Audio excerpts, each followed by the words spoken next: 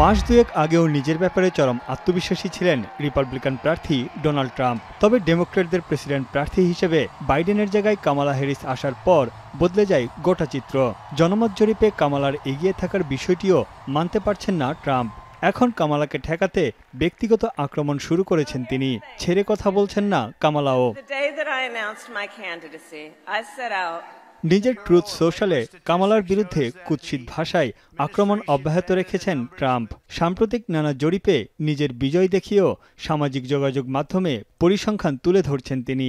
তার অভিযোগ, কৃত্রিম বুদ্ধিমত্তা প্রযুক্তি ব্যবহার করে কামালা তার সমাবেশে বেশি মানুষের সমাগম দেখিয়েছেন।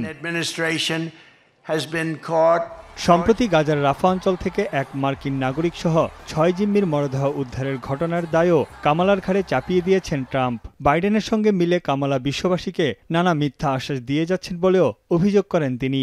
বলেন, নির্বাচনী প্রচারণায় ডেমোক্র্যাটরা বারবার গাজার দুর্ভোগ শেষ করার প্রতিশ্রুতি দিলেও আদতে কার্যকর কোনো পদক্ষেপ নেয়নি তারা।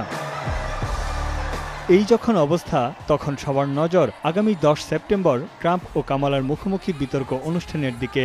দুই প্রার্থী প্রচারণায় ব্যক্তিগত আক্রমণ ও সুইং স্টেটের ভোট নিয়ে লড়াইয়ে মেতেছেন। স্থানীয় সময় সোমবার বাইডেনের সঙ্গে পেনসিলভেনিয়ার পিটসবার্গ শহরে শ্রম দিবসের অনুষ্ঠানে যোগ দেবেন Kamala.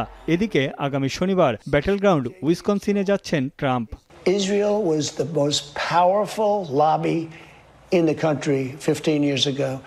Today, between Tlaib and AOC and all of these people, what they're doing, Israel, they don't have the backing that they once had.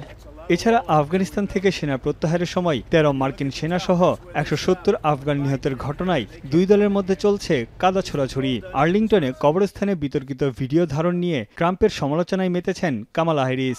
গর্ভপাতের অধিকার নিয়ে ডেমোক্র্যাট ও রিপাবলিকানদের মধ্যেও চলছে পাল্টাপাল্টি প্রচারণা।